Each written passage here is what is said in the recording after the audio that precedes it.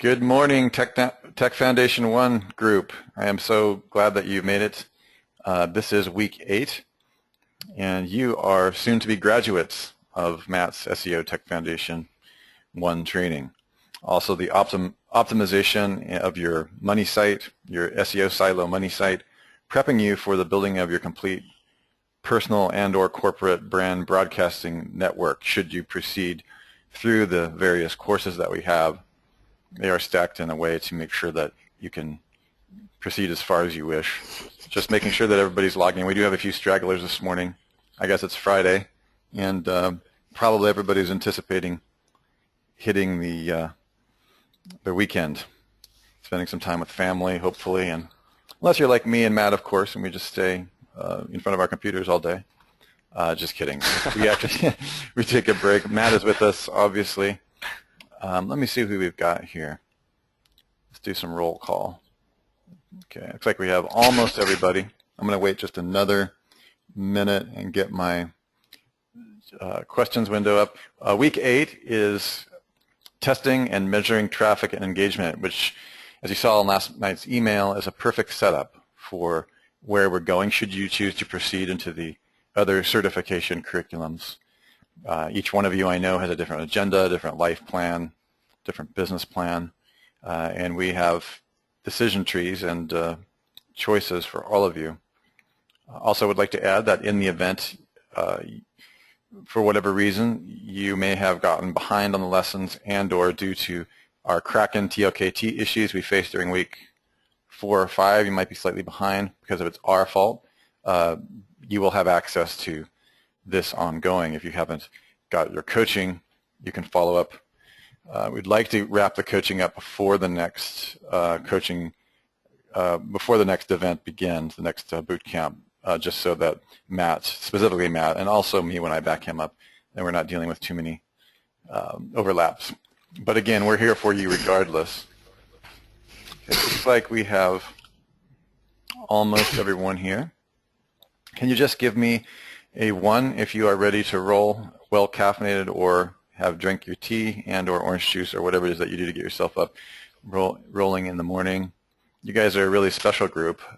You have been extra patient for us, and many of you are deeply involved in a variety of other courses, including the SEO Advanced Upgrade, some of Sue and Jimmy's advanced courses. Looks like Mitch is here, Brian, Albert. Oh yeah, I forget, Albert, that you're in Miami, so you're way past breakfast. I should also be past breakfast here shortly. Matt is ready to go to bed here in the next few hours, so he's on a completely different schedule. I'm winding down and you guys are winding up. Yeah.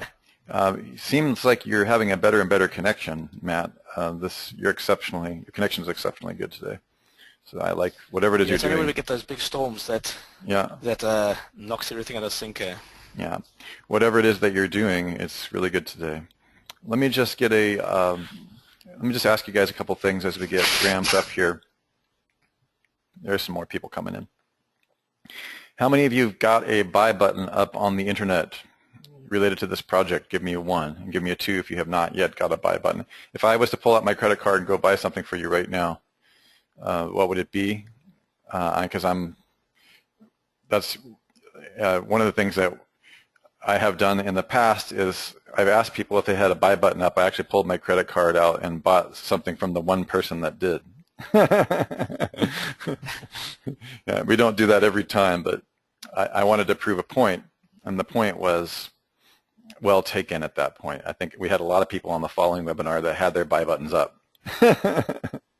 So that's okay. Albert, can you drop me a link of where and what it is that you're selling? I just want to look at it. I'm not saying I'm going to buy something from you in this particular event, but I do want to see your buy button. I don't care what the page looks like. Just want to see your transaction page.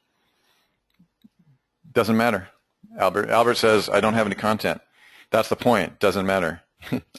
I told Matt the story once. I think Matt has done the same thing where at a live event, it wasn't a huge live event. We didn't even have the product completely finished yet. And somebody had asked about it. There was no content. The site wasn't even optimized. We were still siloing it. and we sold 14 units of the product from a single PayPal button, and I had to make sure that I even sent them the right button because I wasn't sure if it was the right page because there's no content on it either.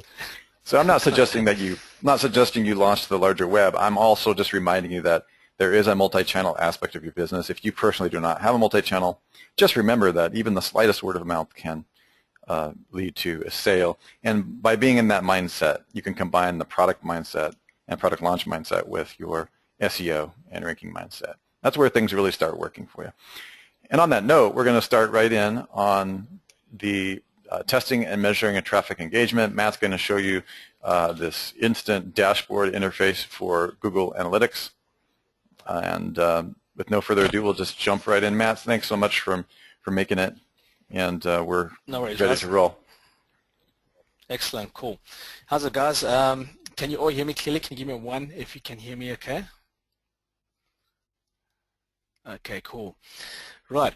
Okay, guys, so we've gone through quite a lot of stuff over the last 8 weeks, and I've had some really good chats with a lot of you guys, and if you still need to have chats, please get hold of me so we can finish up over this week or next week before the next course begins. Okay, so let's just do a quick recap on our journey and look at what we've done over the last 8 weeks. So in week 1, when we started, the first question we asked you guys was, what are you selling? Okay, and that's where we had to figure out, okay, what are we selling? How much does it cost? What defines it? Okay. Then we had to look at, okay, what defines the market? What market are we entering into? Where does our product best sit in the market? What are the words that define that market? Then, in week 2, we all spoke about the pain in the market. How do we find the pain in the market? What are the pains that our market personalities have? And how do they define those pains when they're looking for solutions online? So week 2 was all about the FAQs, the SAQs, using Pain Finder. And then that's when we started doing our drill work in Kraken to actually analyze the market and look at the market. Okay, so week 3 was all about keyword research and understanding how competitors are, how they're offering their products, what are the prices they charge, how do they present the product, what's their offerings. And we also looked at other keywords and got a feel for where the money was being spent on advertising, where the traffic was in the market, and then basically what are the common words, what words had high co-occurrence related to the actual product that we worked with. Okay, so then in weeks 3, 4, and 5, this is where we started building out our silo structures and started creating the frameworks, the silo framework, the framework that mapped out the story that we're telling to our market. Okay, so once we had done those silos and mapped them out, we went and added our content and we pushed our site live. Okay, and then we repeated this instance over and over and over again until we had, by now, we should have at least 3 silos mapped out with the content, with the site live, with your buy now buttons.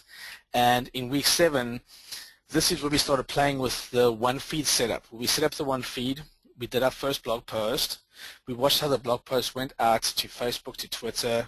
If we publish any images, we put them on Pinterest, Instagram, those kind of places. We saw how the RSS connected into this whole system. And this week is where we start looking at our analytics. We start looking at the feedback response from the WR1, WRS1. So in last week we had a quick look at Webmaster Tools, and we showed you guys how you can use Webmaster Tools to get a feel for what keywords are getting impressions, where's the interest, where's the search engine sending people to, which is getting spikes in interest, and what are the words that were being picked up on. And with that information coming back, we could then go and tweak our sites out a little bit more. Okay, so this week, we're on this page over here. I'm just going to put into the chat window for you guys. Okay, just so you can follow on. This is what we've done over the last period. We've gone through this whole process of setting up the WR1, the transaction engine, the primary site, and then we've done set up the WRS1, which is the broadcasting engine. And this is where we do our blog posts and our promotions, and we syndicate out across the web to bring traffic back to our site. Okay, so what we've done for you guys is we built a custom dashboard that basically presents you with the feedback from your WRS1. Okay, now the way this works is you simply click on this button. Can you guys all see this image? Let me just tweak something here quickly. Okay, when you click on this download now button, what's going to happen is if you're using Google Analytics, it's going to open up Analytics and it's going to ask you if you want to import this dashboard. And it's going to basically stick it into your custom dashboard, okay? And what it does is it's a custom dashboard I built for the WRS1, okay? And what this does is it looks at your social network and it monitors your blog. So what I've done here is I've separated the transaction engine, okay, where we transact and we do our sales, and it's the primary website, from the broadcasting engine, the blog. So we've got two dashboards that look at two different specific things. Okay. So can you guys give me one if you can actually see the screen? I'm going to actually put the link to this image in the chat window for you guys so you can open it up locally on your own local machine. And I'm just going to quickly talk through what we're actually looking at here. Give me a one if you guys have got the image open. Hang on a second, Matt.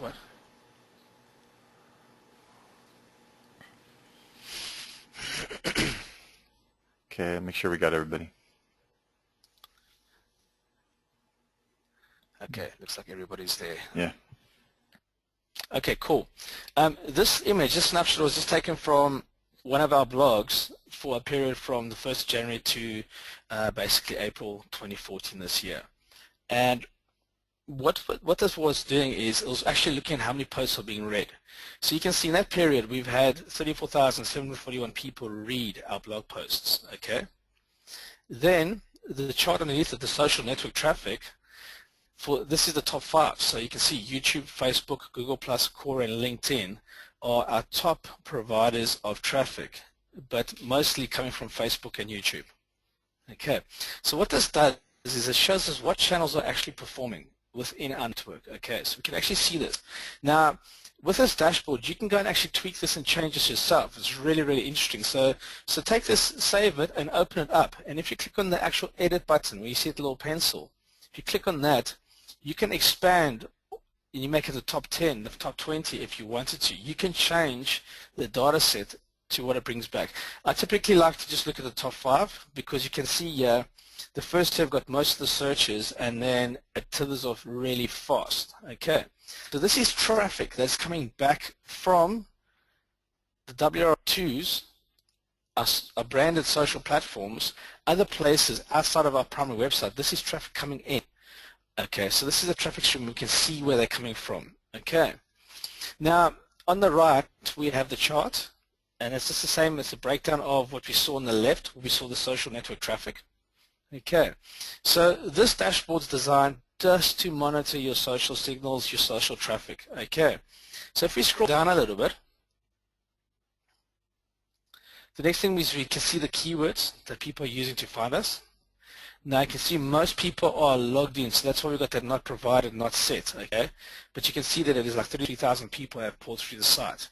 But we can't see what keywords they came in on. So this is why silo architecture becomes so important, because it doesn't matter what keywords are coming in on. We know what keywords we're targeting from our silo structure. So if we rank, track, and measure those keywords, it's going to give us a much more solid feedback loop. Okay, the data hub activities. These are all the social mentions of the articles that we've written. Okay, so you can actually see the signals. Okay, then what I do now is I look at where do the people come from. So I've got the top 5 places people come from. So you can actually see over here we've got traffic from Google, bweeble.com, multi-channel university video text, multi-channel university video banner. Okay, so you can see from our network we've got new traffic pouring in as well. So we're slowly seeing where all the stuff is coming from. Okay, we can look at our audience. Are they on mobile? Only 2,000 are compared to 32,000 which are computer users. We can see the languages. We can see the pages they visit. We can see where they're coming from. We can see the screen resolutions. It gives us the full story of what our users are using when they consume the information we actually give to them. And hey Matt, just a super quick aside. When you guys saw the banner network, the multi-channel university and all that, can you show that, Matt? Reel that up. I'm kind of just doing a side distraction. That's actually the PinVid course launches in October, that is one PinVid site worth of traffic. Okay, so that's a separate course. We'll be teaching how to do it. And I just wanted to point out to you guys that that's 100% automated. We set it up once and we haven't touched it since. Okay, and so that's the kind of things, when I log in the morning to my various, and Matt's seen my setup, I have analytics all over the place. I've got a 72-inch monitor screen and broken in 4 windows with each analytics up for each network. Everything is running, and you can see the traffic coming in. Okay, so I just wanted to let you know like some of those things, and we do show you how to set up an ad server in the PinVid course, and that ad server is where we then begin to talk to this interface that Matt's got for you. Does that make sense, everybody? Yeah, that's perfect. Give me a acknowledgement. You kind of understand where I'm coming from? Okay. All right, cool. That's pretty heavy artillery, you guys, but just want to make sure that you guys are aware that you're really not that far away from understanding and putting together all this stuff. So it's kind of exciting, actually. I'm excited at this point on this last week because it begins to all make sense. No, it's brilliant. It's brilliant how it all comes together. So what we're giving you guys now is the actual tool. When you build up your WR1, when you set up the WR1 framework, this is at the foundation of everything. This tool, this dashboard, gives you the feedback that you need. It's not overwhelming. It gives you key metrics, and it helps you see how your audience consumes, where they're consuming from, and what type of information they like consuming. We can also see on our network, like Russia showed us, from one PinVid video that's brought us over 1,000 people. But this is real traffic. This is not fake traffic. This is real people actually coming through our sites. And now we can actually see, we can actually start segmenting them. And with Google's new demographics that they're providing and the new codes that we have, we can even start breaking it down into males, females, age groups, and we're getting much clearer demographics. So this helps us really start thinking much, much more clearly on how and who we're speaking to and how we can present the information to them so they can actually pull in more traffic. Okay, so just to recap, this dashboard, we've done this for you, it's for free. All you got to do, you're the only guys that have got it, so please don't share this with anyone outside of the Tech Foundation group, guys. These type of tools we're building especially for you. There's no one else outside of certification who actually gets access to this kind of information. So all you got to do is click on the download button, okay, and like I said, AdWords open up, you accept it, it's going to stick it into your AdWords and it's going to go underneath your custom dashboards, which is on the top left-hand side of your actual page in your navigation bar that runs down on the left. And you can add this to any site, it's unlimited. Okay, so it's literally installed in 5 seconds, bang, there you go. This brings all your one feed, all your WRS traffic stats back to you in a single screen. Now what's great about this as well is you can actually go in there and tweak and add and change things to suit what you want. If you break it, delete it and just download it again and it'll basically take it back to the way it was. Okay, so that's the first part of today's call, what I wanted to speak to you guys about. Do you guys have any questions about what I've shown you now? Where can we get the link? This is on week 8, Albert. I'm going to paste the link for the page into the chat window. Okay, so you'll be able to see it there. Okay, right, there's a question here. How can you grab the keywords from the acquisition search engine optimization queries section in Google Analytics and get those to be displayed on this report? Brett, I'm going to actually have a look. I've got to sit and see that. So typically, I have to go back to that actual screen and look at it. So let me look at it first, and I can actually come to you. I can't answer the question right now. But when you set up these reports, it's just like a widget. You drag it onto the screen, and then you configure it. They're actually really simple to set up. I'm pretty sure you can do that. Yeah, no, you can. I just got to go find the right category. Yeah. From the drop downs. Okay, guys. So, do you have any questions with regards to the one feed setup, the traffic coming back in, the blog posts, and then the dashboard? Is there anything you want to ask me at this stage here?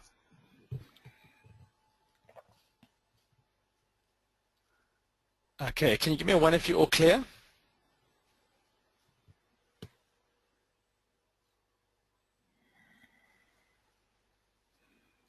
Okay, excellent. Cool. So the next thing we're going to look at is actually optimizing our site and doing our audit, okay? what I've done here for you guys is I've basically given you a checklist of things I want you guys to go through and to make sure that you've got all the stuff in place. I'm going to quickly run through this with you, and then we're going to talk about this, and these are the final things I check once I set my site up. And the first thing is the bank account I connected to a buy button. So if I'm using PayPal, have I got my buy buttons up? Are they connected to the right products?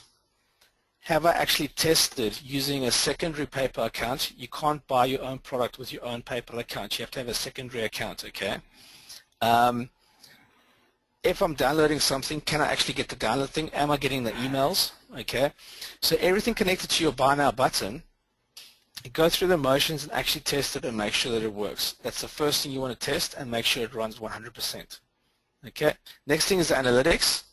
You want to make sure it's set up and you're actually getting the feedback back from Google, and Google's picking up on your traffic and it's picking up on your broadcasting. Okay.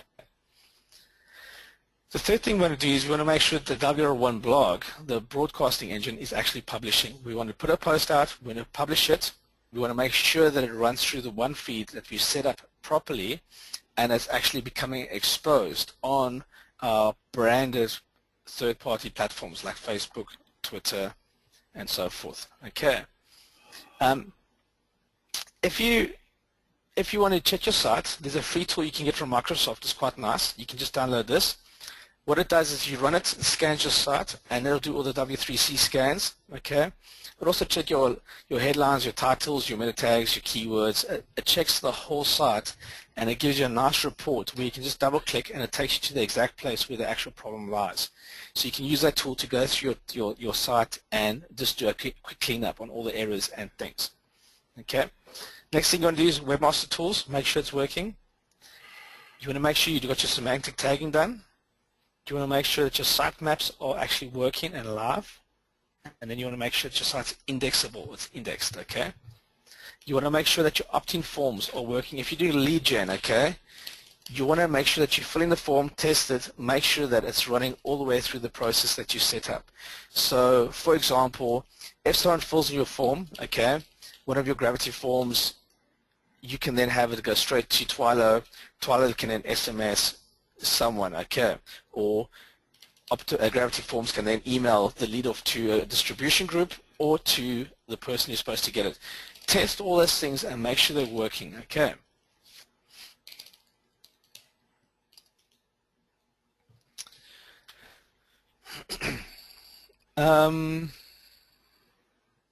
What you want to do as well is you want to test your funnels, but you also want to make sure that there's leaks. Okay, so in Tech Foundation 2, when we talk about analytics and setting up goals and funnels and all this kind of stuff, what you're going to start doing there is we're going to start exposing you to the idea of where funnels leak, why are people dropping out of your actual data collection process, or why are the people dropping out of your shopping cart. We're going to start looking at those type of things, okay, in Tech Foundation 2. But for now, what you want to do is when you're checking your funnels, just make sure that the process that you're taking the user through is simple enough and not complex. The more you make people hop through hoops, the more people are actually going to fall out of your funnel. Okay, so that's just one of the little tips I wanted to give you guys right now. Okay, do you guys have any questions at this point in time?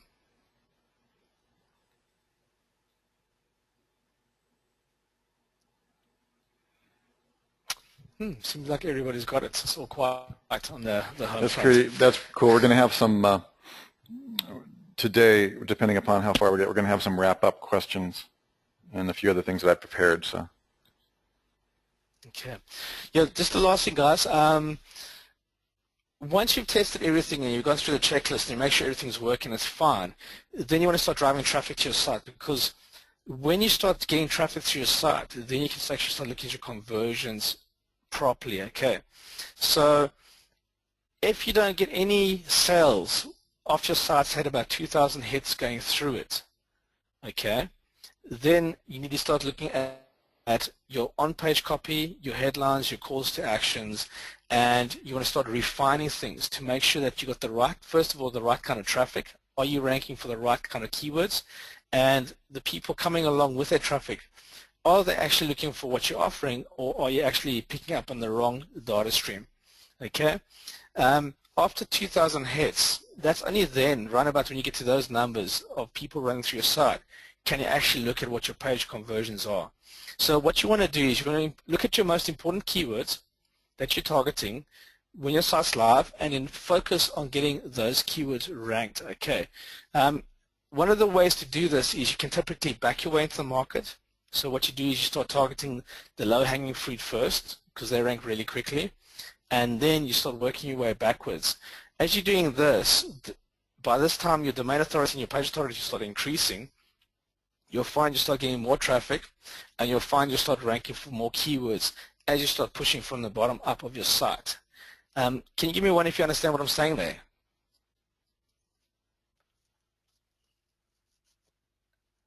Okay, cool.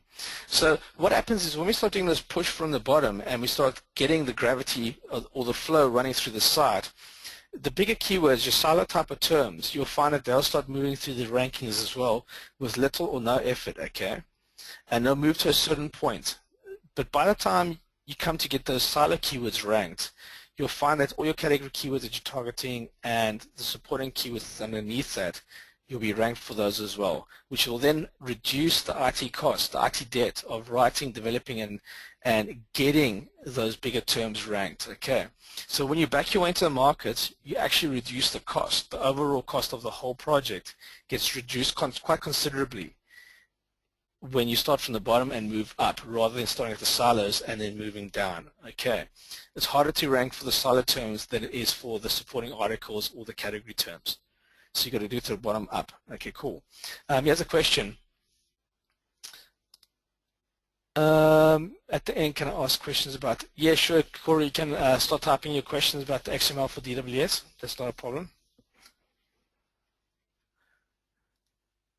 Okay, so now that you've got the whole framework set up, guys, you've got this modular component, and it's a framework where we've got control of a primary site and we've got control of a broadcasting site, a blog.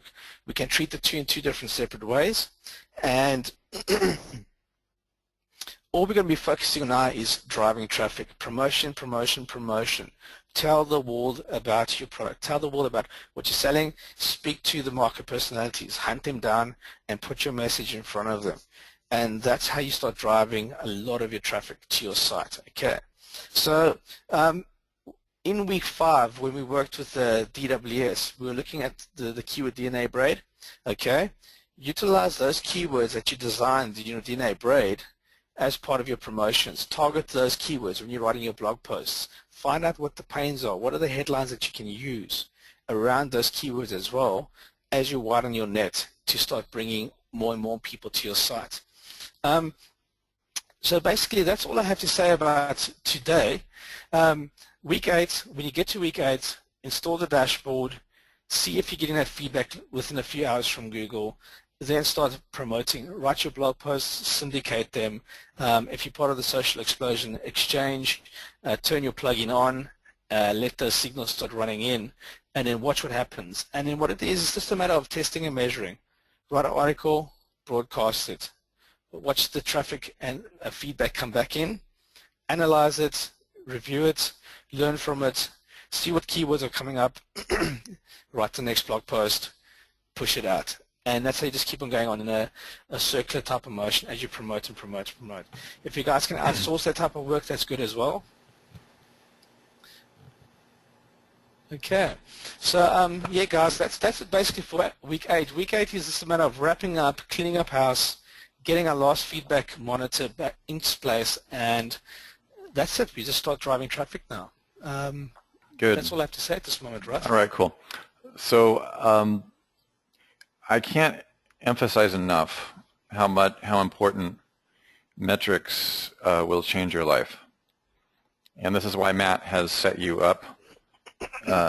It's a nice pivot point, and I would also like to point out that you guys have completed, or in the process of completing, the only pre-certification requirement that we have.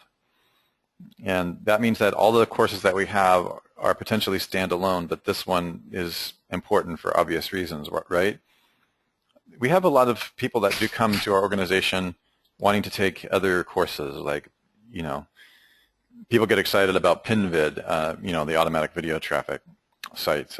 There's a lot of pretty heavy-duty shortcuts that we have, everything from GSA to domain authority stacking. And what we found is, you guys would be surprised, a significant amount of the people that come in don't have a solid foundation. I would say less than half actually have a money or transition site with a buy button on it. I was just looking at Albert's buy button. I wanted to point out, Albert, that you got to, congratulations for getting that buy button up there. You're really heading in the right direction.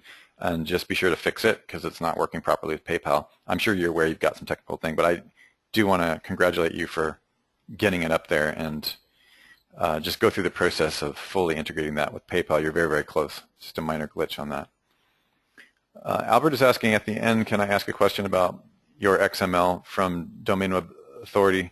I mean, from DWS. DWS. Albert, did you put a help desk ticket in there? You were having a problem with it? Or, yeah, please, Matt is the master at DWS. He essentially designed it. So if you have a question on that, that'd be a perfect time to do it. We've got plenty of time to complete this hour, so we should really do that. Albert, what is your... Guys, any questions, fire them across now, and let's just help clear up because everyone will benefit from it. Yeah. I spent quite a bit of time with Albert a day or two ago. We went through the actual whole process of setting it up. Okay. So, yeah, feel free, Albert, fire a question, and I can explain it to the whole group. And, yeah, also, if you would rather hit it in Skype, I think Matt will be probably sleeping tonight, but however you'd like to do that.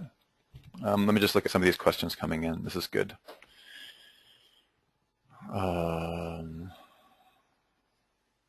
Okay, we've got a lot of them here. Let me see. Brian's got a huge one. If you have a time, Brian is saying, if you have time per question going back to DWS and calculating your return on investment, he has one. We work with a number of local companies who want to rank their local markets for terms like residential electrician, small business CPA, in addition to terms with local modifiers like residential electoral provenance, and so on. When we look at the local modifiers, we sometimes get very little data from TLKT and DWS, yes. What's the best way to take national ROI from DWS for non-local modifiers, just like residential electricians and scale? I'm going to drop, Brian, I'm going to drop you a link. In fact, I'll drop it to the whole group. It's a video series on our help file that shows Sue taking TLKT and creating local modifiers. The thing you got to remember is that it's the data from Google that we use, and Google kind of sucks, really, when it comes to local modifier or keyword research. So one of the things that you're going to want to do is modify that data, look for the general keyword term, and they don't do a great job of localizing it. It really depends on how Google is feeling about the Google data.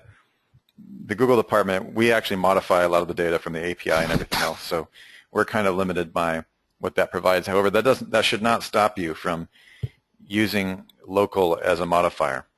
And yeah. I would also like to say that the course that Matt, myself, and Sue did is now going to be enhanced and refortified by Jimmy Kelley, which I know you're all, and he's going to be talking about the super technical minutia of local keyword URLs. And that is going to be it's called localleadsempire.com. We don't get into local minutia here. However, I'm going to give you the link with those videos because it's pretty complex. If you guys are all, if you're doing really super hardcore local keyword research, we've got a couple of things coming for you. We've got the Local Leads Empire course that's going to be more enhanced, but we also will give you these free videos that you can use right now that really, really help you. We have adjusted the video silo plugin. Give me a 1 if you guys are using the silo plugin at this point, the current version. I just want to get a little bit of a feedback.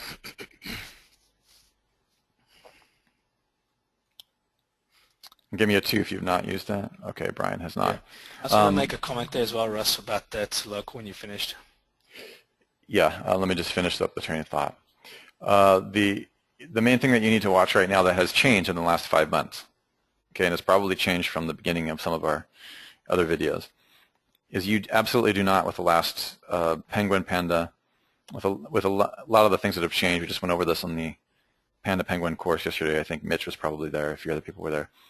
You really don't want to over-optimize. You absolutely don't want to have your keyword. Local is really easy to over-optimize for your backlinking and for your just internal site structure. So what we've done with the current version of the video silo plugin and the silo plugin is that we've made it so if you're doing local stuff, you can readjust your URL string so that you do not over-optimize your keywords. In other words, if you have something like Miami CPA consulting / Miami CPA consult, or Miami, if you have like CPA consulting / Miami CPA consulting / John Smith CPA consultant, that's going to be an over-optimization penalty in almost all of our tests. And so what you guys wanted, and Matt and I think we got into that a little bit, but what you're going to want to do is modify. If you have the keyword that you're targeting in an exact match domain, you're going to want to get rid of that. You really don't want it more than twice. And as you begin to get down into the canonicals and other things in your site, you're going to want to really make sure that you just keep things really simple. Like if you've got Miami CPA consulting, it could be / county, county X, or / you've got national CPA consulting firm / Arizona. And then on the page on Arizona, you could go down and you could list CPA consulting in the context of each state, right? So we get into that a little bit. Yeah. The thing is that our silo plugin was designed for people who understood that and were purchasing domains with that in mind. And then in the middle of the creation of that plugin, the exact match domain penalties started coming out. And the new plugin adjusts for that, meaning you'll be able to change the URL string.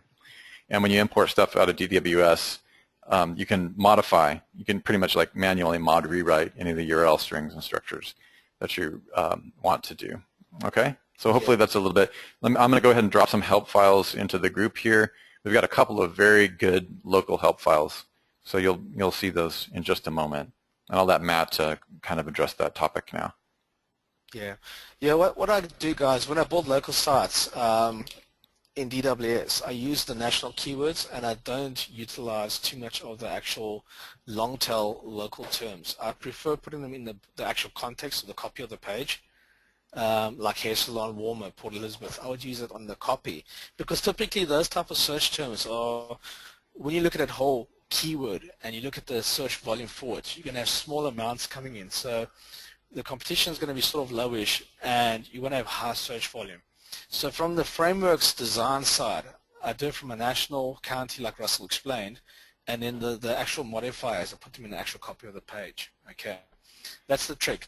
When I'm looking at the ROI, I've got those gauges because remember everything on the keyword decision screen, guys. It's a model. It's a model that we're creating, and when we're doing the data sculpting and we're looking at the numbers, we're trying to get a feel for what's going to actually happen on. Okay, so when you're building local sites, they tend to be a lot cheaper to build than building national sites because the keywords are smaller. Yeah, exactly. Matt, could you go to the domain web of the help desk? Since you're or else pass the screen to me, either one, whichever you want to do. I'll throw the screen across. This will support what it is that you're saying. Let me get rid of all my porn real quick, and you can pass the. Okay. Yeah, hang on. Let me shut all this down. I make so much money in the porn business, you guys, you wouldn't believe it. I'm totally kidding. Like, that's absolutely. I'm just really messing with you guys. Okay. Don't get into porn, you guys. There's no money in it. It just eats up the server bandwidth. Okay, so. Gangsters knocking your door. Right? Nah. Sorry, I'm feeling a little bit chipper this morning. I hope my jokes didn't offend you. I'm just really thrilled that you guys are on the last week here. Let me make sure that I don't lose your questions area. Okay, what I'm gonna be tossing in the help file area is if you go to the Domain Web Studio help file. Whoops, let me close these tickets.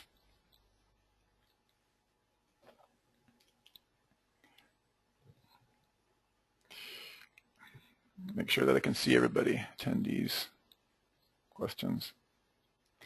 Okay, go ahead and toss this in there. We have a pretty amazing help file area right here. Just click on that. And I'm going to go ahead and drop these links to each one of you. Also, I will put them in week 8 I need to figure out where we should put these little local tips for you guys. I think it should be in the course. I wrote these specifically after taking creating the Tech 1 foundation with Matt on the part that I was doing. So there's one called Local Search Ranking Silos Help Files before you even begin, which I'll drop in there for you guys. And the main thing to remember, and this is all covered, Matt covers it really well in a lot of the webinars, and we do have some people that come in, for instance, through TLKT, or that come in after buying our plugin, and they haven't been exposed to Matt's teachings for DWS, where he gets into all this. But when deciding how to proceed with a local ranking silo structure, you must first decide what is your focus. This is one of the big things. Are you going for a product or service? We have people coming in not really sure which one they're doing. And the big one is, are you going for a single local product or service, or are you going for multiple locales? And then it's going to make sense what Matt just said, because if you're not going for multiple and you have no reason to create a directory, but the similar, you just don't want to get that over-optimization penalty. Yeah. That's the main thing. And if you're going for multiple locales, then the other thing you got to decide is, are you going to do your root domain with single or multiple local ranking targets? That's going to affect, for example, if you're on a subdomain, product.mysite.com/state, city, burb. If you're doing a really big directory, that's how Sue sets it up. Okay, we talk about this in the local, and you don't have to do a subdomain, but that's one thing that you really need to think. Local destination root domain with single or multiple, whoops, I spelled that wrong, sorry, multiple product ranking targets. So here's some examples. So I'll go ahead and drop this in there. And then Matt teaches this in a really advanced level in some of the other webinars, and also in Local Leads Empire. But how do you handle a structure that needs to be 5 levels deep? And do you need to be 5 levels deep? These are really, really big questions. It's really overkill if you've got a local site that's targeting this is the main thing I wanted you to take away. If you've got a local site that's targeting a local thing, like for instance Matt's wife's hair, Sassy. I mean, Sassy doesn't go 5 levels deep, obviously. No, that's not in the category. Because you guys understand, like, there would be no reason to do that. I know it seems obvious to some of you, but you guys know that there's no real reason to do that, right? Give me a 1 if that makes sense, if that's obvious to you at this point. Yeah, I'd like to make a statement with what you're saying there. Guys, okay. With what Russell just said there, when you actually think about it, when you're going for local terms, there's maybe 3 or 4 keywords that actually carry all the traffic. And those are the 3 or 4 keywords that you want to rank for. You will get picked up for the rest when you take those keywords. Okay, the other keywords will start falling into place. But all the keywords with low traffic that are hovering around, a blog post will get you ranked for them. Okay, so like with Sassy, you can see we've got 3 silos, and under each silo we've got basically 5 categories, and it's the core categories to the services that the salon offers. There's nothing more we can really say on the primary site other than that. All we can do on that site now is optimize it, make the pages better, and work more on conversion. But we're not going to really go into more keywords unless we open up a whole new section. Like, for example, if they start doing fingernails and beauty and all that other stuff, then we'll create a new silo for that part of the business. Yeah, exactly. Okay. And I also wanted to add to what Matt's saying, and please understand, guys, this is not an upsell, side sell. I'm being really careful, because the fact is that you guys could go and get this all perfected just with Matt's material. If you just start watching the videos, going through this, and then some of the talks that we've given. I do want to say, if you want to get into the super, super technical reasons and limits of how anchor text works within the new web and what's changed in the last 6 months, as you guys probably can understand, it's really complex. I mean, for me, it's complex. Matt has a lot of great information about this. He's really focused on SEO Tech Foundation 1, and now 2 we have rolling out. He's a very busy guy, plus, working with providing you with your keywords, and he's a developer of DWS. The upgraded courses, such as the Traffic Hospital course, that's for those of you who want to get into, like, why. Like, I mean, the detail, we spent over 3.5 hours. I think Mitch was there yesterday. Mitch, I think you're in the Traffic Hospital course. We were there almost 3.5 hours. On average, our webinars there are 3 hours. And literally, we're going through backlink profiles and local sites. Yesterday I went through a local site part of the time. that was over-optimized for Anchor, and so we download Screaming Frog. We go through we parse the entire site if it's like 1,000 pages, and we start looking at the anchor text, and then we run it. We run it through anchor text penalty and oversaturation penalty issues. Jimmy runs it through, and we actually show you how to re-modify and change the link structure. I'm only going to say this because some of you probably have some sites out there that maybe are over-optimized now. And so that's really what we're getting into. I just want to make you aware that all of those are part of the curriculum. All of them are deductibles against the price of the Network Empire certification event. And even if you guys don't make it this year because you're not pulling enough money from your education, eventually we will probably see you at a certification event. So if we go into the other local help files, there's a local search marketing software bundles. What I did here is I just wanted to make you guys aware of what types of software we had that is going to be able to help you with your local stuff. Mostly you want to stick with DWS and follow Matt's program. And I think the question that you had on your keyword research, it's on this file, which again I will drop in there, where Sue's actually going through and looking and give you who answered? I think it was Brian asked the question. Brian? It was Brian. Sue goes through this. I've actually pulled these out of a paid course that used to be in members only because it was so good. It's Sue going through and saying, how do we, export onto your spreadsheet, and how do you turn these essentially into local? And then, of course, we've got an older video here. Any site builder has. It's really easy to use any silo builder to do local stuff. You just got to know what you're doing a little bit.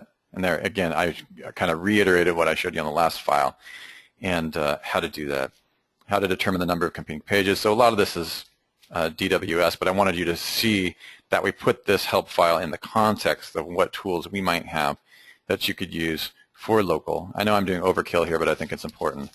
And then, of course, we have probably the best one. I'm going to give you all of these, Brian. And the best one is building a local website help file. I even show you all the way from Pain Finder to local search step by step. All of this is available on the web. We only hand out these help files really in this course, but you can see the local search step. Again, this is another video. I think it's Sue speaking. Yeah. Okay. And so then we'll go right through how to use the I think this is an older version. I don't know if we're using that anymore. Yeah, that's part of DWS, right, Matt? Okay, so what we do is we go through the keyword decision score. Yeah, we go through an exact process of showing you how we built a local, which software we used for the local help website. I think it was for Nashville SEO or something like that. All right, so those should all help you a little bit. All right. Let's see what other questions we have. Mitch is coming up. Let's go ahead. Brett is saying, let me just look a little bit. Brett is saying, okay, you need to get caught up on, yeah, okay, so Brett, what Brett's saying is he wants to move on to Tech Foundation 2, which Matt, Sue, myself, and Jimmy Kelley are still creating. We're kind of finalizing the curriculum because it's pretty heavy duty. So you're saying that you need to get a few of your sites tweaked. Brett, you're talking about the second round of Tech Foundation 2 or the one that's coming up that I announced yesterday? Coming up. The one that's coming up is, I announced that yesterday, is going to be, let me just pull up my calendar and make sure that there's not stuff on there I don't want you guys to see. It's going to be in August, and it's August 27th. August 27th, okay? And that's available for sign up now. Again, I know this sounds a bit like an upsell, but yeah, that's, I actually just want you guys to know it's available. It's part2.swallowyourmarketwhole.com. Part2.swallowyourmarketwhole.com. I'll drop that in there just in case you guys want. If you have any questions at all about the continuity between this course and Tech Foundation 2, you guys will be the first people to be in Tech Foundation 2.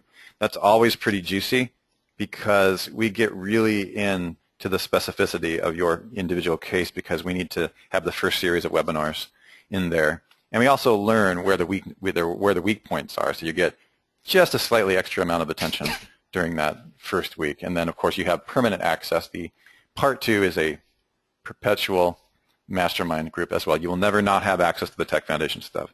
And guys, this whole, what you're watching be built is the entire Swallow Your Market Whole curriculum, which is, we've actually discussed becoming college accredited within a 4-year period, just so you know where we're going, where we're planning on going. And those of you guys who are in here now are just really in the birthing phases of something truly remarkable. We have another question.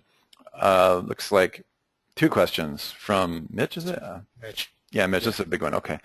Multi-store locations. I'll let Matt answer this one. So multi-store locations equals subdomain blog1.wr1.com plus blog2.wr1.com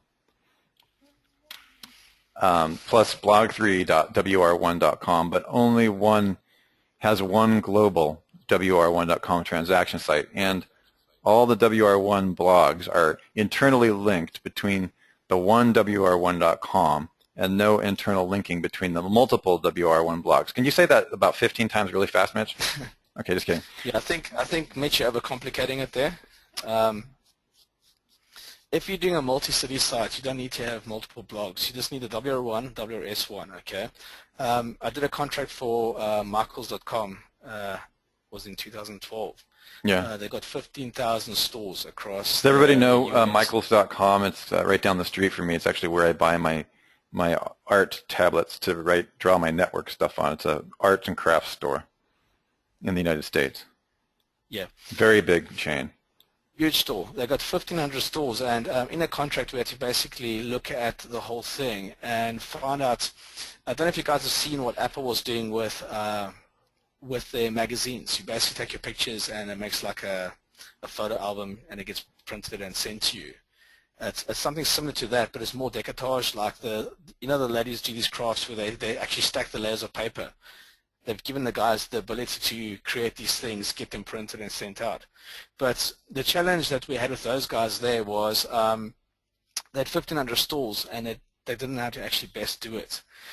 What I would say over there is, what I said to them as well, is keep it simple, because you need to manage those stores. As things change, you need a centralized place where you can actually pull the information up or down. Now, because the stores are real, you can actually build those stores in the actual page for each of those stores on your site, which means you'll have 1,500 pages on your site with contact details for each thing. Those specific pages on those local terms will get ranked really, really easily, purely because of, well, Michaels was it's a PR of 7 or 8 back in the day. They got the weight behind them, but also because they're real businesses, there's real locations, they can walk into the store. Okay, so think the whole story very clearly through. You don't. The more blogs you build, the more maintenance you have, the more IT debt you incur, because you have to go and update each of those things. If you don't stay on top of them, those sites will get hacked. They will get common spam. They will get things happening to them if they're just lying around. So always in the back of your mind, Mitch, just stay aware of what it is that you're building, because if you build a monster, you're going to manage a monster.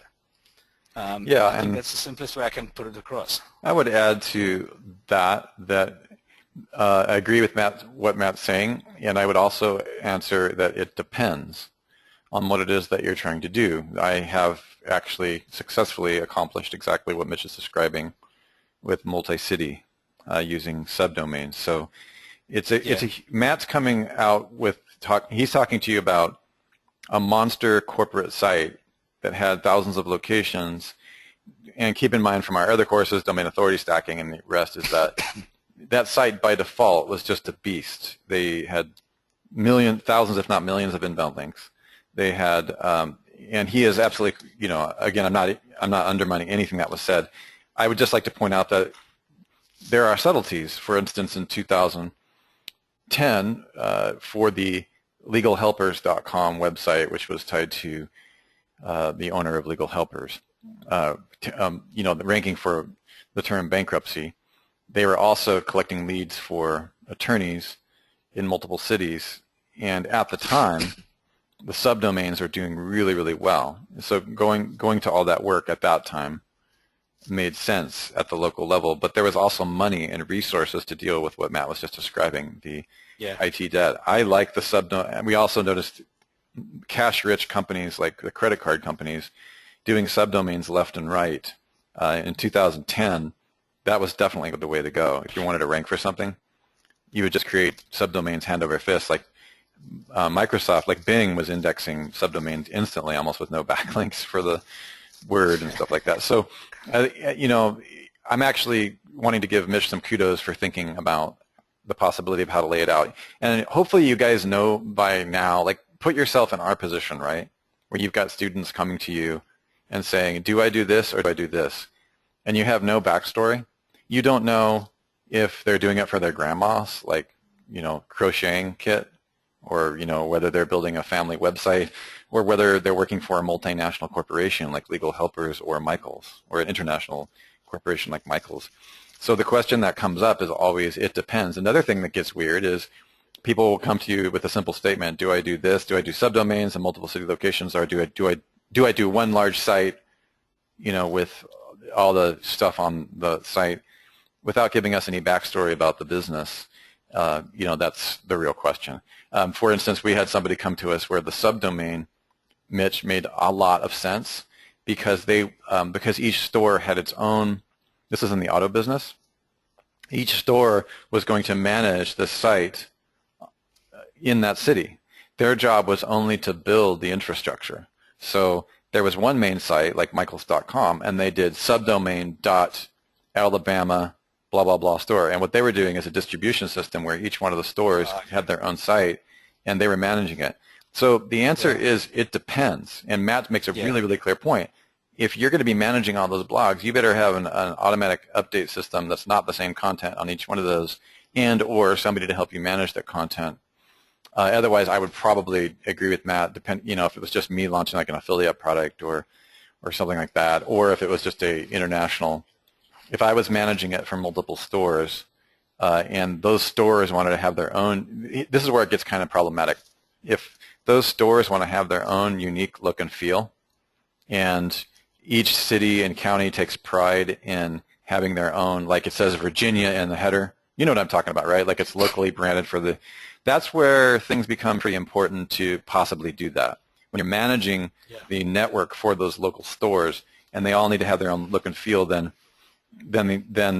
that's when the exception to what Matt said would happen, where but you're still going to need to take into account when Matt is constantly helping our organization, reminding everybody that IT debt, that's going to be expensive. If you're managing multiple stores, you better make sure that each one of those cities and towns in the I think it was auto tire, did an auto tire network or something like that, or body repair, that each one of those stores is paying you. In the case of our network, Mitch, each one of those stores were paying something like $29 a month. And that added up really, really fast. I think it was 29 times. Yeah, like 29 times $60. So managing those unique store domains and just making sure the server, that was not a big deal at that point. Give me a one if it makes sense when I'm saying, you understand the discrepancy there?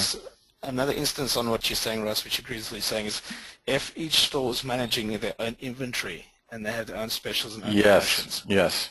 Yeah, and Matt's thing I wasn't on Matt's project with Michaels, but I go to Michaels fairly regularly. It's a huge store. The inventory is like thousands upon thousands of products.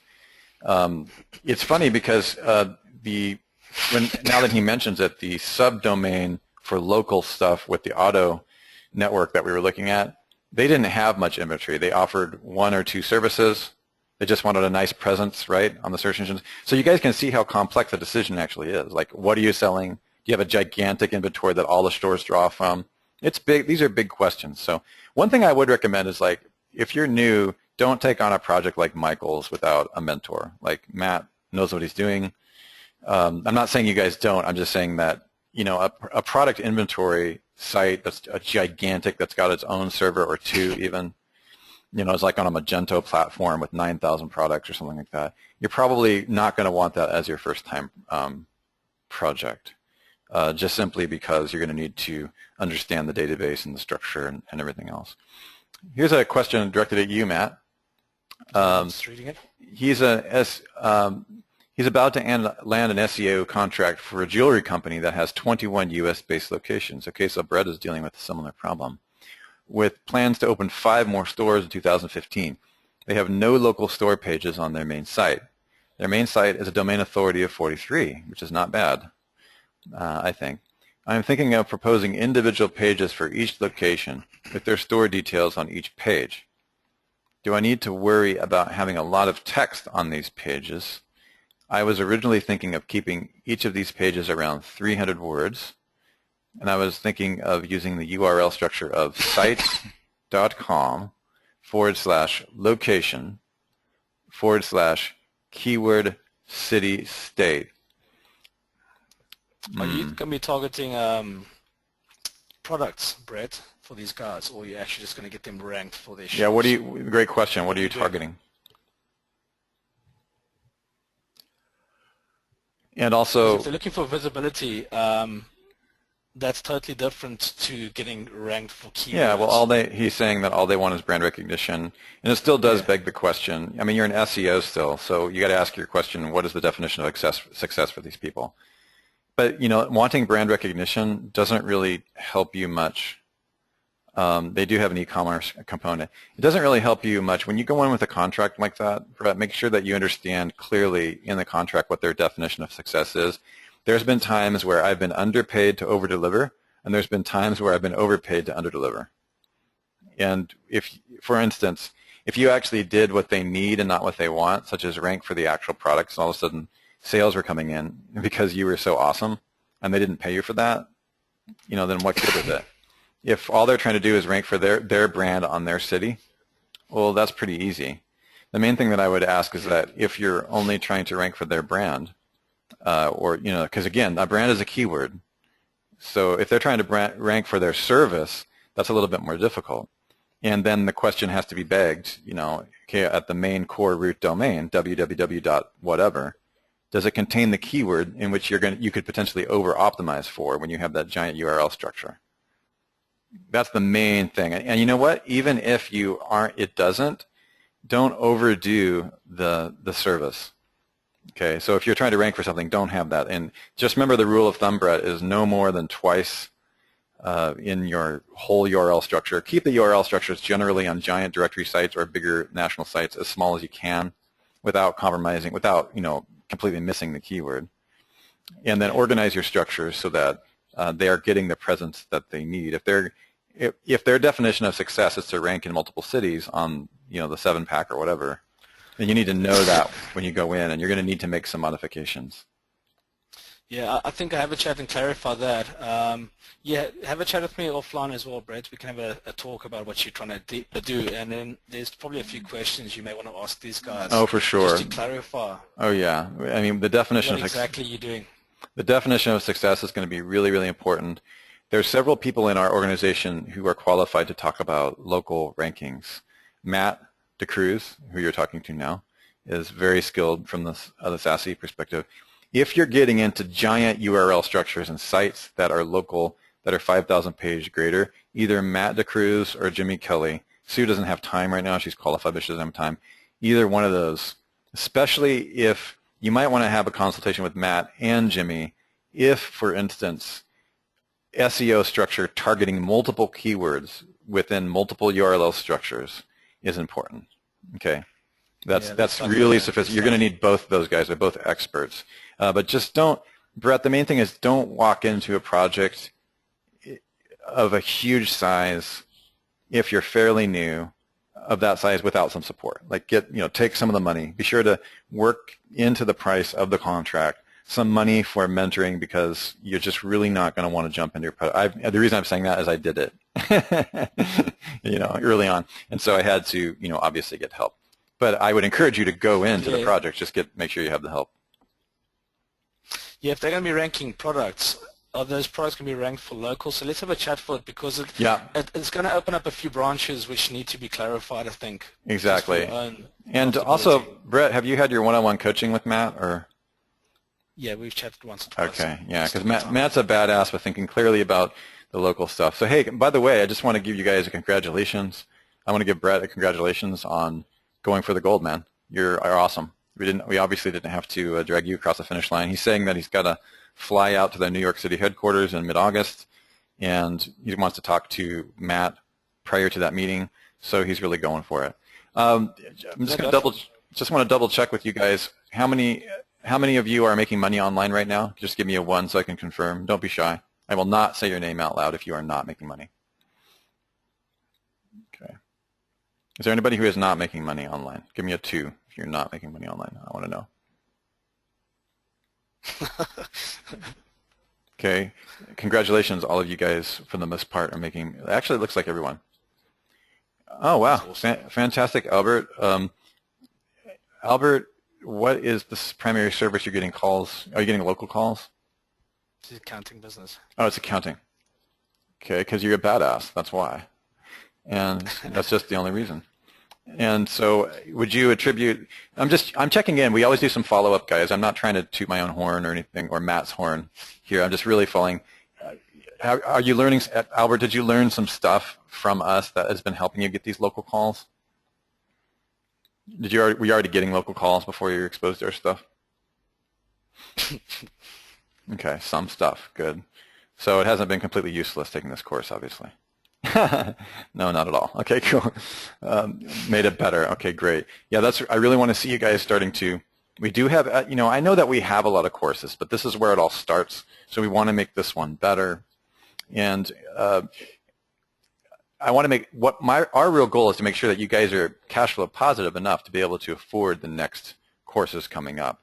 Any of you have an intention on taking Tech Foundation 2 that Matt, Sue, Jimmy, and myself are preparing now, which is traffic and advanced traffic and ranking domination. Actually, we're calling it. There's analytics in there as well, Russ. Yeah, it's a traffic and analytics. Supercharging your traffic and analytics. Okay, looks like quite a few of you might be contemplating that. That's cool. And if you don't jump into the next one in August, we're going to be rolling all the certifications out on layers constantly, every year leading up to the big certification event. You can take all of these courses without attending the certification event because, as you guys know, it is very expensive. We don't make any apologies about that, but we're trying to create like a layaway stacking program so that even if you don't, by the time you take, here's something I want to make sure you guys know, because I do care about your financial situation, believe it or not. I care a lot. If you're not making money, then something's wrong. If you don't, the certification curriculum doesn't have to take 1 year. If you feel you need to go at a slower pace, you can still roll the cost of the amount of the money that you put in these perpetual masterminds into the certification later in the year, for instance. So if you don't make it in March of 2015, you can make it in October, presuming that we decide we're able to meet that schedule. So the idea is that we're running through these curriculum, Tech Foundation 1, Tech Foundation 2. In fact, let me just kind of look at the whole thing so you guys know where you might be able to go. And we'll work with you at each one of your paces. I forgot I was on screen. I'm glad that I didn't put my porn up while I was talking. Okay, so so I just want you guys to know where we're going. This is an old page. It's going to be changed quite a bit. And this is not selling. This is me letting you guys know that at your own pace over time. The Online Tech Foundation Swallow Your Market Whole course, Part 1, is now perpetual, meaning you will always have access. I could check in with you guys at any time.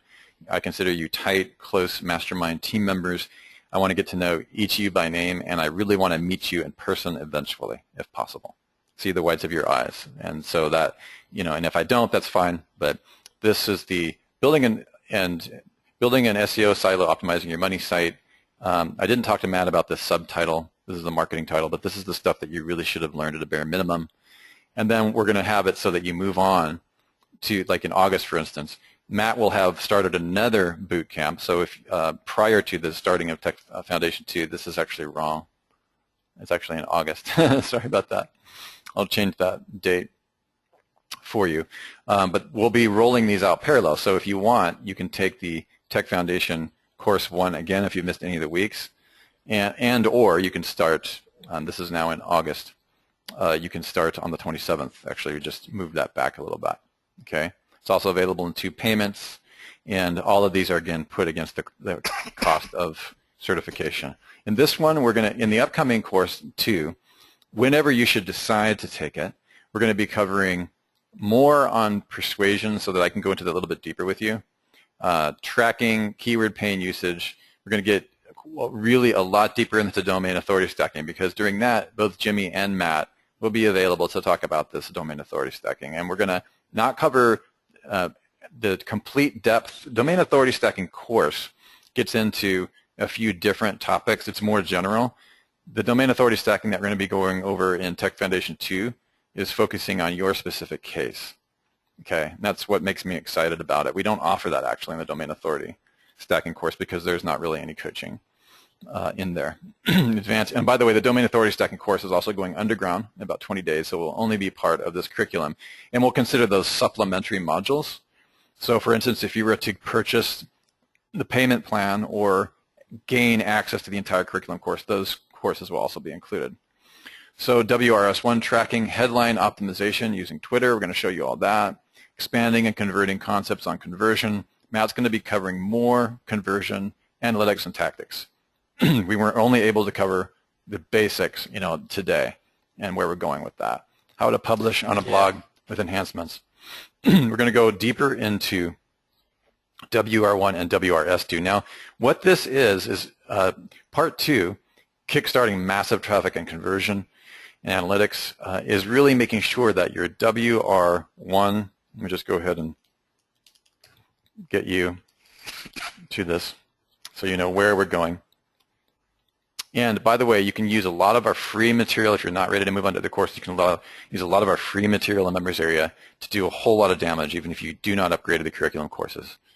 Okay, so for instance, by the time you're done with 1 and 2, you're going to be really established with your WR1 money site, and you're going to be really on your way to creating the traffic and the integration between the WR1 and WRS1, and you're going to be really well established in understanding how it connects to the WRS2. At that point, I will feel more comfortable teaching you my WR2 PinVid nuclear detonation stuff in October. Gosh, I got the date wrong on this as well. I'm going to change all this. So we're in the middle of editing this page literally as you speak. That's part of what's going on. Sue finalized the schedule. We actually, what happened is we changed this course from October to August. So we literally swapped these around. It's like, okay, we need to give these guys Tech Foundation 2 before we do the PinVid course. So we swapped them out. So what we have is this will be in October. Let me just look at my calendar real quick here. Probably shouldn't show you the calendar since it's got like personal stuff on it, but I got a couch delivery coming today in case you guys wanted to know. Oh, that was last week. That's actually going to be October. The PinVid course starts September, October, and then double check. We'll go ahead and email out everybody's date on that. Looks like it's September. Yeah, the PinVid course is going to be, the first webinar is October 15th. October 15th. Now what's interesting is this Tech Foundation 2 will also start. So we're going to actually integrate a calendar on this page, so you guys will be able to see everything. It'll be right up here. You'll be able to click through a universal calendar, and it'll have everything on here. So you can just jump in at your own convenience. And what I love about that is you will always have Albert is asking, do you need to do Tech 2 before PinVid? Actually, Albert, you really don't. But we decided to offer it. I would prefer that you do the Tech Foundation 2 if you have an online business and you're following up from what Matt's been doing at Tech Foundation 1, but you don't have to. Everything past Matt's original course that you guys just completed is optional, meaning you're going to have to figure out for yourself, and we're going to enhance this page, swallowyourmarketwhole.com, so that you can really make a good decision. Also, contact us on Skype.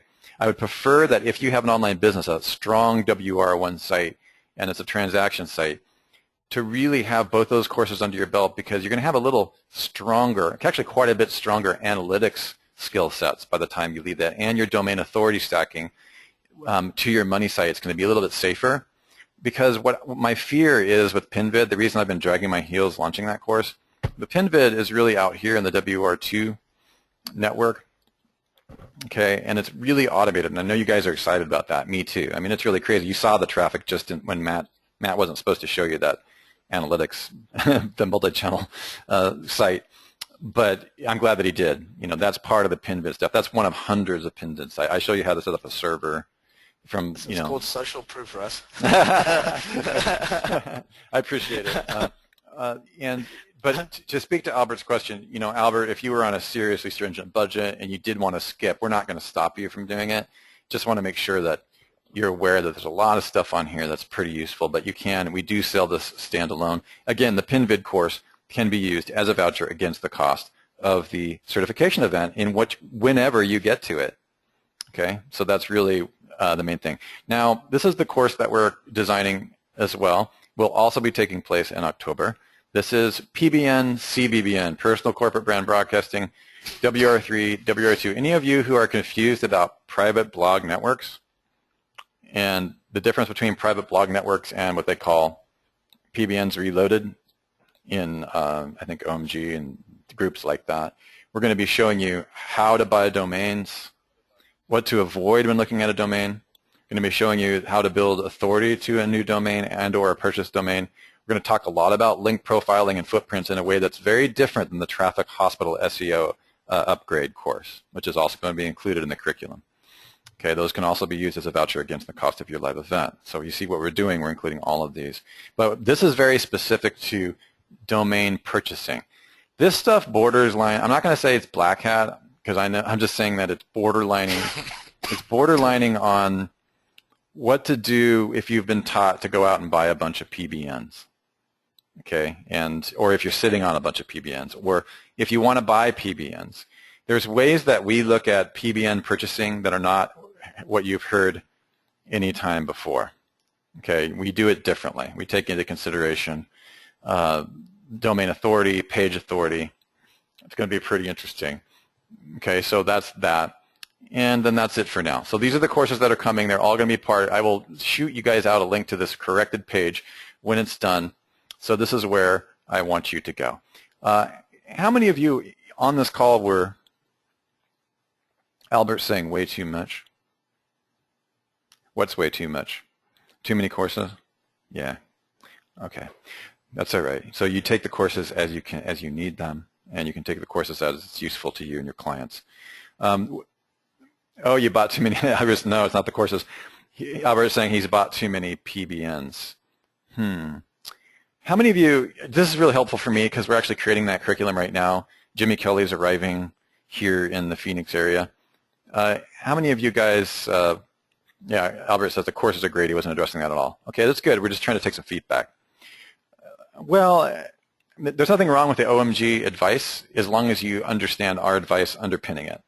That's why working with Greg Morrison and those guys, we talked about PBN Reloaded. The PBN Reloaded model is going to be more sustainable. And there's only a couple of points that are taught at OMG where we have slight enhancements, and we're being, of course, diplomatic. I know you guys know that. I don't really feel that anything that Greg says is wrong. In fact, Greg was at our live event. I don't know if you guys were aware that Greg Morrison was at our live event. Anybody aware of that? That'll be kind of helpful for you to know. So I'm trying to readjust this page. It looks kind of bad right now. But, you know, Greg showed up. He's there. Matt's right there. Look at that weird-looking guy back there. I'm going to see if that's quite handsome. You handsome devil. You can see everybody here. Sue Bell's here. This is Kevin Polly, who's here with us now. I mean, the stuff that we talk about during the live events are pretty absurd. This year, the reason we've set up the curriculum the way that we are, and even Greg Morrison was saying this, is like we're talking about stuff at this event. I mean, you're going to see stuff that I've personally never seen in my career at an event. It's not stuff you really just kind of, it's not internet marketing land. You know what I mean?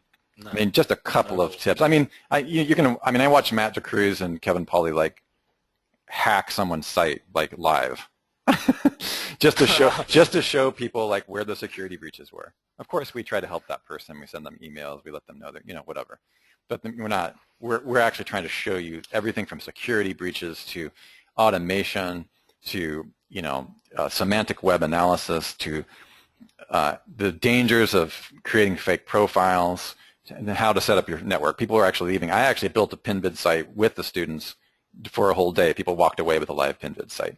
So these are the kinds awesome. of, yeah, it was pretty awesome. So just, kind of letting you know where we're going with that. So how many, main thing for you guys, how many have already dabbled in your WR2? Be honest. Give me a 1 if you already dabbled. You've got automated PinVid sites. Because if you were at OMG Live last year, you've already got my Video Kraken plugin. You crazy people. They're already building stuff. Okay.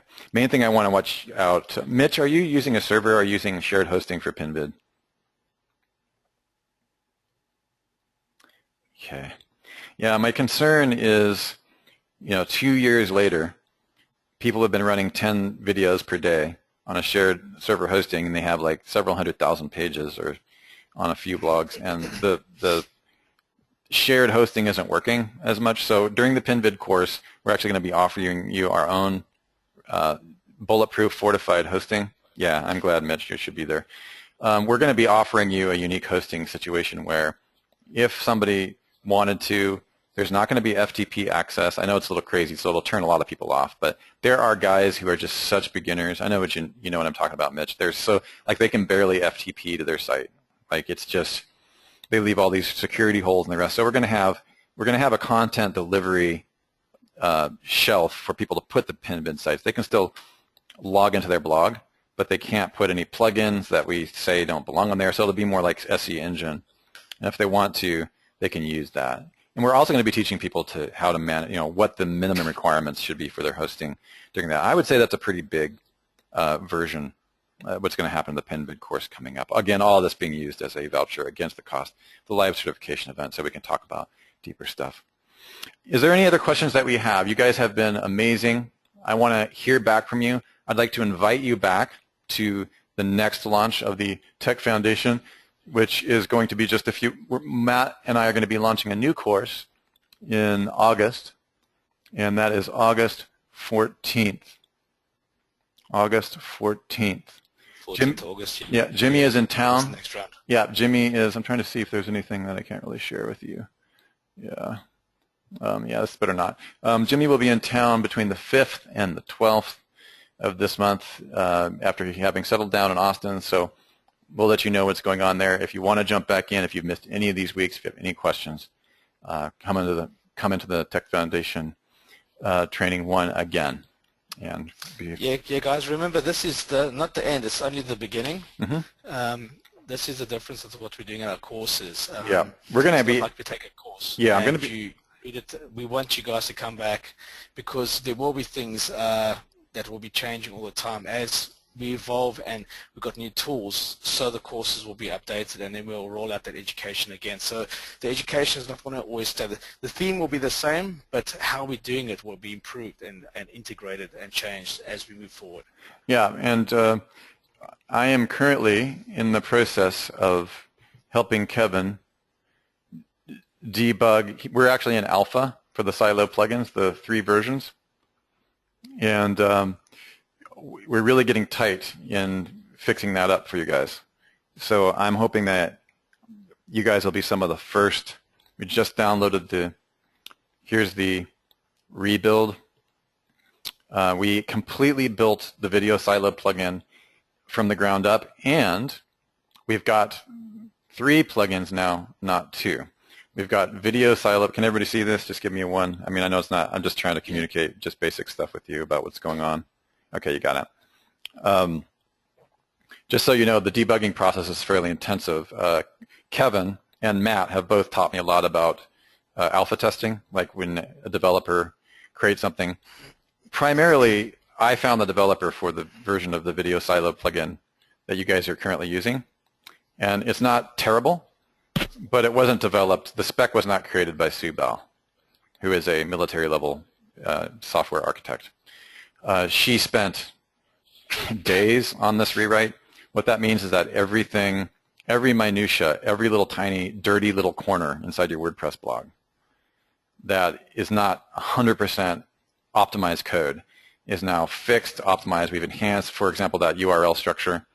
And we also have a new plugin coming out. The free one will still be there, but WP Simple Silo, that's going to allow you guys to, for instance, if you've taken the approach on your network on this, but you have a silo website, but you also have a blog, and you want that blog to have a role on it. So it allows you to silo just a platform where you can still use it as a brand.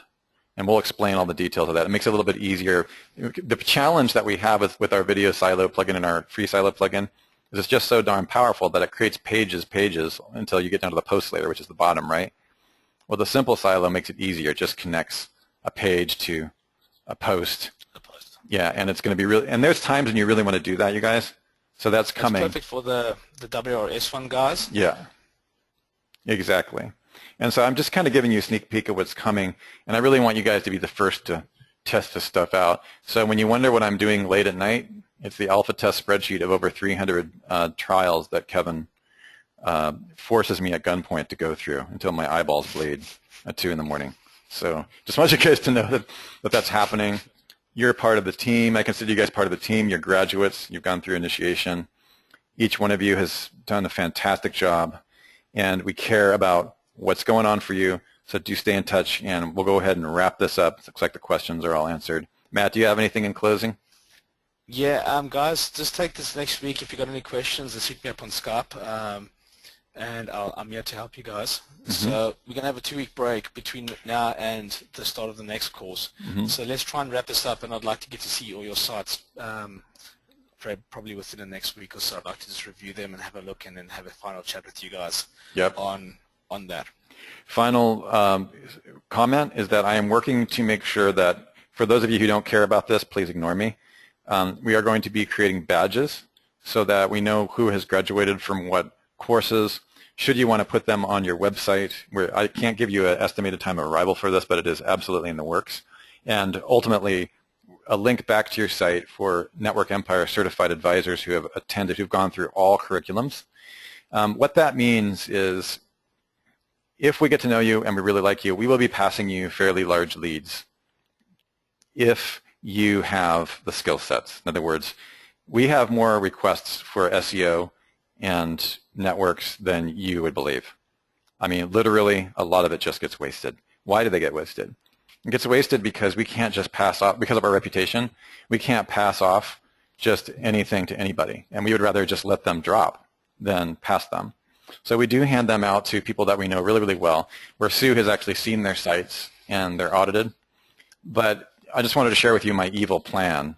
Ultimately, all of this is leading to a place where we know you guys, and you've got a certification, and you're on our directory, like themes. The Network Empire certification site will have you on our directory with your photograph and or your company brand, and it'll say that you're a certified advisor. And if you've actually completed the curriculum and revealed the site to Matt or Sue so that you can see it's properly siloed, you know, depending upon which levels you've gone through, you'll be Network Empire certified and qualified on our directory, and then you're the type of person that we can provide, you know, possibly provide leads or make referrals to. And people do hit our, we have a small version of what we're doing with this on the old ThemeZoom site. And we did put in the early years in our first certifications, whoops, in our first certifications, we put a directory on there. And let me think, certified advisors, you can see this here. People were getting traffic off of this and on their own. So we're going to kind of expand this for the Network Empire certification group over the next 12 months. So we look forward to moving with you on that. All right, this is Russell Wright, Matt DeCruz. We've had a brilliant time with you. See you on the next Tech Foundation 2 course and or in the Perpetual Mastermind follow-up on the Tech Foundation 1s. See you on the inside. Cheers, guys. Thanks a lot. See you soon, eh?